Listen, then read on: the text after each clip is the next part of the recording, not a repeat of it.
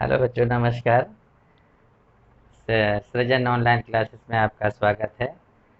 पिछले वीडियो में हमने आपको बताया था कि मौर्य वंश से पहले मगध पर कितने राजवंशों ने शासन किया है। और उसमें सबसे तो तीन राजवंश है। उसमें एक आपका आर्यक वंश है, शिशुनाग वंश है और आपका नंद वंश है। तो नंद वंश का जो अंतिम राजा था घनानंद, और घनानंद के ही काल में सिकंदर ने भारत पे आक्रमण किया था। तो यहाँ तक हमने आपको उस वीडियो में करा दिया था। और आज हम बताएंगे आपको सिकंदर का भारत पर आक्रमण। तो सबसे पहले देखते हैं सिकंदर का आक्रमण जो है 326 बीसी में भारत पर हुआ था। और उसमें ये जो है खैबर दर्रे से, खैबर दर्रे से सिकंदर ने भारत पे आक्रमण किया था। सिकंदर जो है ये मैसेडोनिया के शासक फिलिप का पुत्र था। और कहते हैं सिकंदर के जो तो गुरु थे वो अरस्तु थे। सिकंदर के गुरु, सिकंदर के गुरु अरस्तु थे। ये इंपॉर्टेंट क्वेश्चन बन जाता है। और जब सिकंदर ने 326 बीसी पे भारत पर आक्रमण किया तो वो खैबर दर्रा से होता हुआ आया था। दूसरा प्रश्न है कि सेनापति, सिकंदर का सेनापति कौन था? तो सिकंदर के दो सेनापति थे। एक था आपका सेल्यूकस निकेटर, सेल्यूकस निकेटर, ये सिकंदर का थल सेनापति था। और दूसरा था निर्याकस, निर्याकस, ये आपका जल सेनापति था। सिकंदर ने जब भारत पे आक्रमण किया तो बहुत से राजाओं ने बिना लड़े आत्मसमर्पण कर दिया। उनमें सबसे जो फेमस राजा था वो तक्षशिला का राजा था आम्बिक। इसने सिकंदर के सामने बिना लड़े आत्मसमर्पण कर दिया। और इसका एक मित्र था, दोस्त पोरस। पोरस ने सिकंदर के सामने आत्मसमर्पण करने से मना कर दिया। और अंत में सिकंदर और पोरस के बीच में एक युद्ध हुआ। उसका नाम है आपका झेलम का युद्ध, झेलम या वितस्ता का युद्ध। इसको हम हाइडे स्पीच का युद्ध भी बोलते हैं, हाइडे स्पीच का युद्ध। तो सिकंदर और पोरस के बीच में जो युद्ध हुआ था झेलम नदी के किनारे, इसे झेलम का युद्ध या वितस्ता का युद्ध या हाइडे स्पीच का युद्ध कहते हैं। इस युद्ध में सिकंदर ने पोरस को पराजित कर दिया था। सिकंदर के जो घोड़े का नाम था, सिकंदर के घोड़े का नाम था बुकेफला। और सिकंदर ने इसी के नाम का एक नगर बसाया था जिसका नाम था बुकेफला। सिकंदर ने दूसरा नगर जो बसाया था वो निकैया था, निकैया। ये निकैया जो शहर है, जब इसने पोरस को युद्ध में पराजित कर दिया तो उसने इसकी याद, इस विजय की याद में निकैया नामक नगर की स्थापना की थी। सिकंदर एक राजा मालव, सिकंदर मालव नरेश से युद्ध करता हुआ घायल हो गया था। और संभवतः इसी युद्ध में घायल होने के कारण जब सिकंदर 323 बीसी में भारत से वापस गया तो इराक में एक शहर पड़ता है बेबीलोन में, इसकी मृत्यु हो जाती है। कभी कभी ये क्वेश्चन आ जाता है कि सिकंदर की सेनाओं ने भारत में किस नदी को पार करने से मना कर दिया था?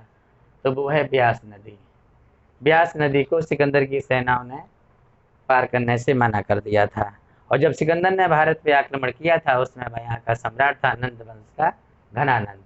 तो हम कह सकते हैं कि सिकंदर और घनानंद समकालीन थे। लेकिन बहुत सारी किताबों में ये लिखा रहता है कि जब सिकंदर ने भारत पे आक्रमण किया तो यहाँ का सम्राट कौन था? तो कहीं की लिखा रहता है मौर्य, चंद्रगुप्त मौर्य, जो कि गलत है। हालांकि उस समय चंद्रगुप्त मौर्य राजा नहीं था और संभवतः ये चाणक्य का चेला था। और ये अपने जीवन में, यानी कि चंद्रगुप्त मौर्य अपने जीवन में एक बार सिकंदर से मिला था। तो ये वीडियो बहुत छोटा टॉपिक है, यहाँ से आने वाले क्वेश्चन एक बार हम आपको पॉइंट बता देना जो अधिकांश से पूछ लिए जाते हैं। सबसे पहले क्वेश्चन यहाँ आ जाता है कि सिकंदर ने भारत पे आक्रमण कब किया? तो 326 बीसी में। सिकंदर के गुरु का क्या क्या नाम था? अरस्तु। सिकंदर ने भारत में किस दर्रे से होकर आक्रमण किया था? खैबर दर्रे। सिकंदर का जल सेनापति कौन था? निर्याकत। सिकंदर का थल सेनापति कौन था? Seleucus Nicator. और ये झेलम या बितश्ता का युद्ध किसके किसके बीच में हुआ था? ये प्रश्न आ जाता है कि झेलम या बितश्ता का युद्ध, अभी मैंने बताया है, ये सिकंदर और पोरस के बीच में हुआ था। सिकंदर ने भारत में 2 नगर बसाए। एक उसका घोड़ा था बुकेफला, तो अपने घोड़े बुकेफला के नाम पर एक नगर बसाया था। और जब इसने पोरस को हरा दिया युद्ध में, तो इस विजय की याद में इसे निकैया नामक ग्राम की स्थापना की थी। जब सिकंदर की मृत्यु हो जाती है,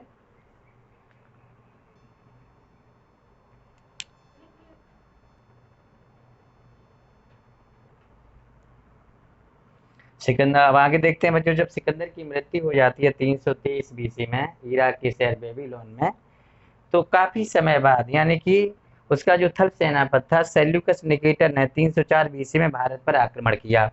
और उस समय भारत का सम्राट था चंद्रगुप्त मौर्य। चंद्रगुप्त मौर्य ने अपने गुरु चाणक्य की सहायता से घनानंद को मार करके मौर्य वंश की स्थापना की थी।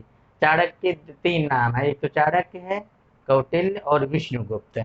कभी कभी पूछ लिया जाता है कि विष्णुगुप्त किसका नाम है।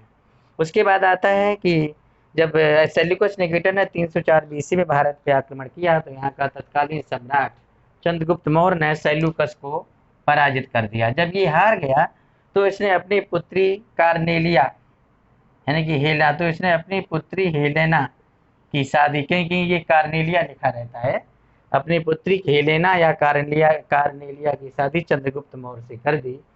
और 500 हाथी दहेज में दिए, तथा 4 प्रांत, जिसमें बलूचिस्तान, काबुल, कंधार और हेरा, 4 प्रांत दहेज में दिए। उसके अलावा उसने एक दार्शनिक मेगस्थनीज को चंद्रगुप्त मौर्य के दरबार में भेजा, और इसी मेगस्थनीज ने एक प्रसिद्ध किताब इंडिका की रचना की। तो अधिकांश परीक्षाओं में ये प्रश्न आ जाता है कि इंडिका के लेखक कौन है। ओके बच्चों, ये एक छोटा टॉपिक था सिकंदर के आक्रमण का, तो ये समाप्त हो गया है। और बहुत ही इंपॉर्टेंट क्वेश्चन आते हैं।